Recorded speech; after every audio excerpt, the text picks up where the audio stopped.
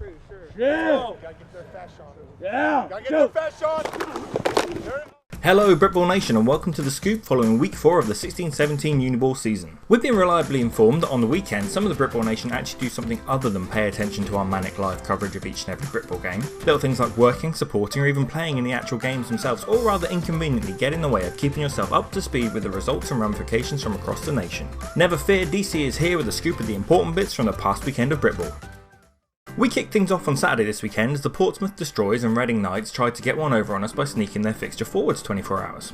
The Destroyers appear to have had few problems stepping up from Division 2 to Division 1, and while it took that offense a little while to get going, their D has been staunch all season long and they came away from Reading with a confident 21-0 victory. Ben Myers opened the scoring in the second quarter with a 26-yard carry off a pitch and would tack on another in the fourth. A pick six from Andrew Kidd emphasised the dominance of the Destroyers D, and Pompey now moves to 3-0 with a 12-game win streak going back a full calendar year from this week. They'll look to head into Christmas perfect and having taken a win from each and every one of their conference rivals when they take on the Saxons this weekend.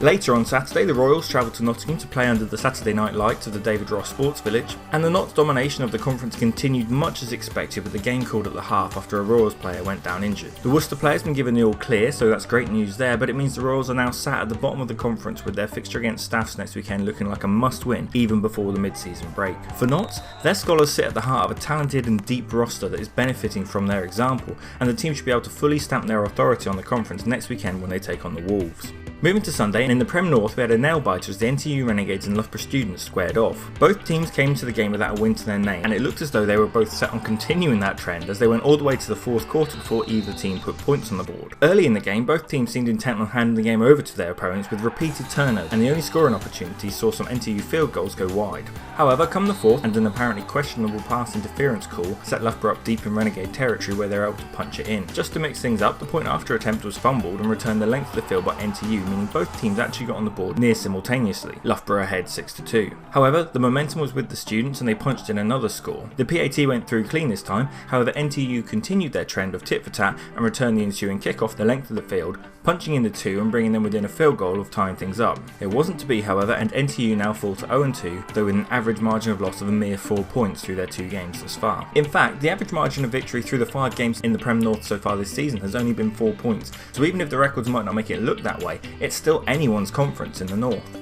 In the South, and we're definitely getting the impression the Titans might be something of a dark horse this season. Sam Huxtable and Joe Cotterill continue to provide a spark to the Titans O that found ways around the previously effective looking Bath defence, and we're not sure whether to credit the Swansea D for this or the Bath offence or lack thereof, but pitching a shutout against any Premiership calibre team makes a statement. For Bath, it's their 4th game without a single offensive touchdown, and that's simply not going to be sufficient production to sustain a spot in the Premiership. They travel to the winless Kingston this weekend, and if they can't start putting some points on the board there, it might very well be curtains on the Killer Bees' time in the Prem for now. Swansea have a bye, and then we'll see their first big test as they take on the national champs who we haven't had sight or sound of since their surprise Week 2 loss. We'll hope to learn a lot about the state of the Prem South as Birmingham and Hearts go head to head this weekend.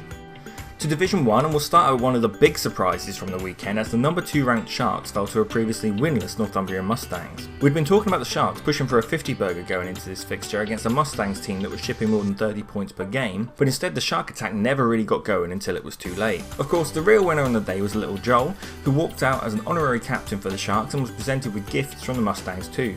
Joel has a condition called Duchenne muscular dystrophy. It's a disease that primarily affects young boys and currently lacks a cure.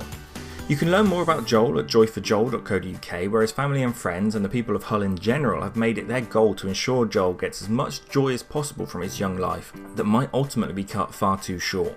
The Sharks played this game to raise awareness and funds for Joel, and you too can get involved by texting LTKJoel to 70030. We know it's an expensive time of year, but for the price of a pint or a coffee, you could help make a difference to this young baller's life.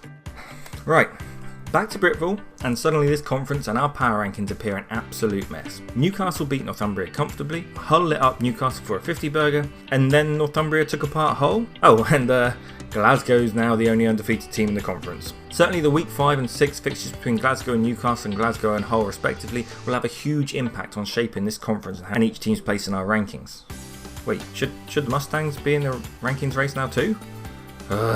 To the northwest, and we got a Steel Bowl preview, and we won't lie, it was an ugly one. At least if you're a Sabres fan. No controversy this week. Dutch Stevenson and Ronald Daly-Thomas were on fire, two of them hooking up for pass after pass and score after score, the former Klansman throwing a wealth of touchdown passes through the air that the Sabres appeared to have no answer to. Heading into the fourth, 36-0 up and the mercy clock kicked in, only for the Sabres to suddenly find some form and a couple of scores to slow things back down again. Ultimately, the Warriors fell just shy of a 50 burger, but we won't be too mad at them. The Hallam aerial attack looked almost unstoppable in this one, and we wouldn't be surprised if we see some tasty burgers from the Warriors yet this season.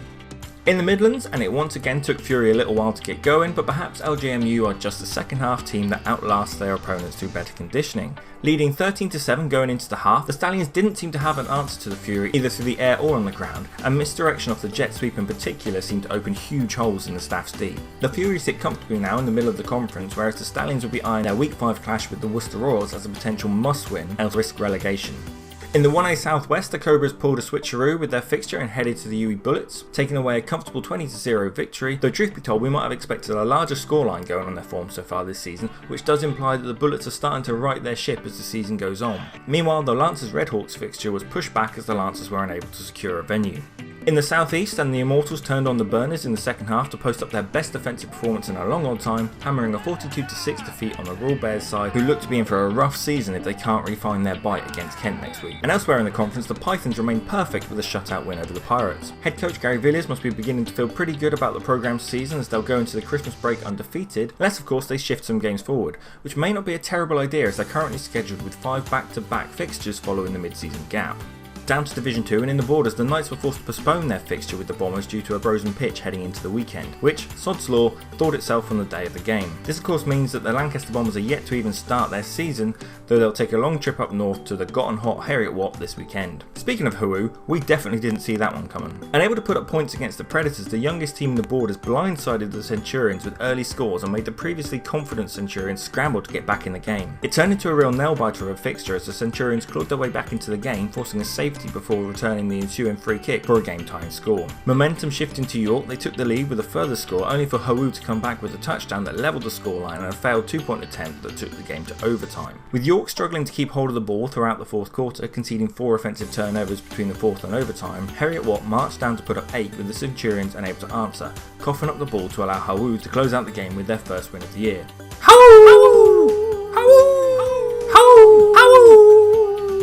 And nor was the Borders Conference done with its surprises, as the Cougars, unable to put up a single point in their fixture against Edinburgh Napier, lit up a troubled-looking UWS Pyros side. Leading 14-0 at the half, the Cougars join our coveted community of burger earners with their 56-0 win, and with the Pyros' upcoming opponent being the conference favourite Knights, life isn't looking to get any easier for the UWS team this side of Christmas. Teesside opened up the game with an 80-yard kick return and never really seemed to look back from there, dominating through the ground and in the air against what looked to be a very short-handed UWS Pyros team. Teesside head to the Predators this weekend, so we'll see if their offensive momentum carries over into this fixture against a more stubborn opponent.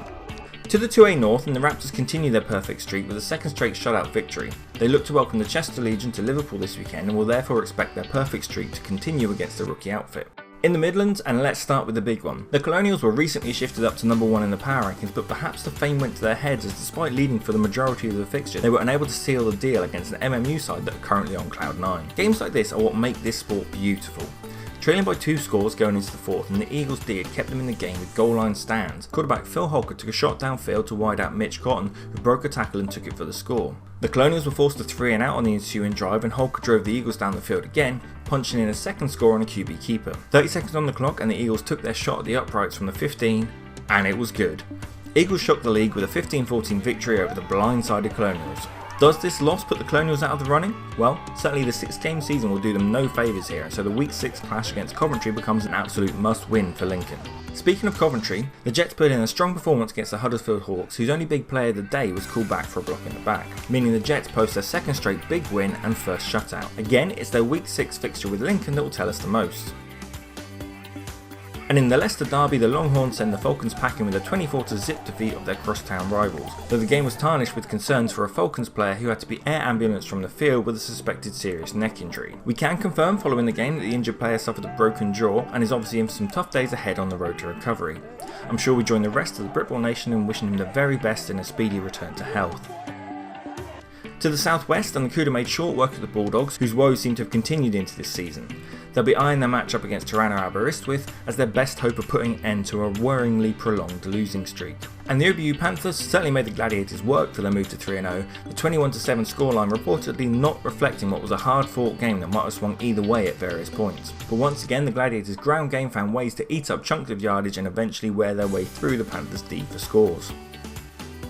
The Spitfires fell just short in the south once again as City bounced back from their beating at the hands of BNU in week 3, and the biggie in the conference was the Stags laying the smackdown on the young UCL Emperors. The Emperors had kicked off their season with a decisive 40-0 win that impressed the league, but received a rude reality check from the Stags this week, who rode powerful running back Aaron Adeoke to a 62-2 victory. Our biggest offensive performance of the season so far. We were slightly disappointed to not see the Stags hit their 50 burger by half time, falling 1 point shy, but certainly the emphatic victory makes the conference look interesting once again, especially considering the Burners needed no excuses this weekend, taking apart the KCL Regents who struggled to get much of anything going on offense, especially considering how dominant the Burners were in controlling the game clock.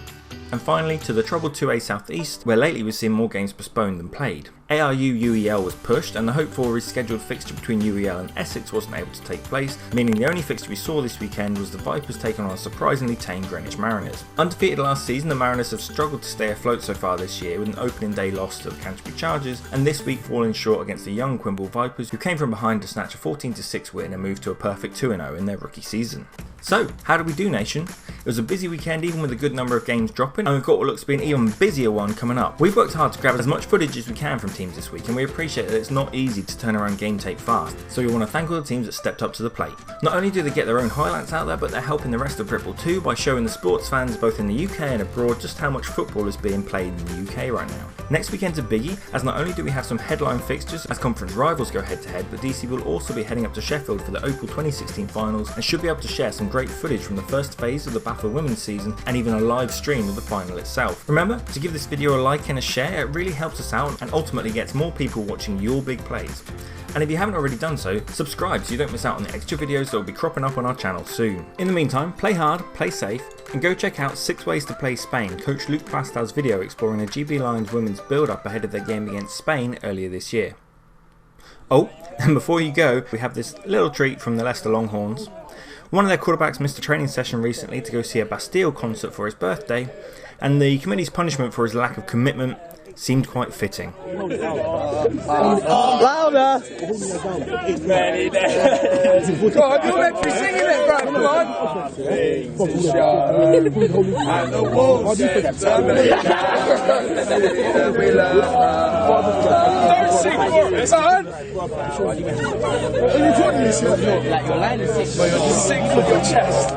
And give it all! Close your eyes! Close your eyes!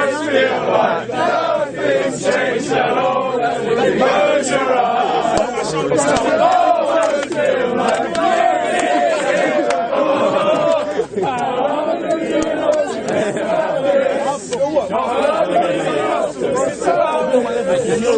changed.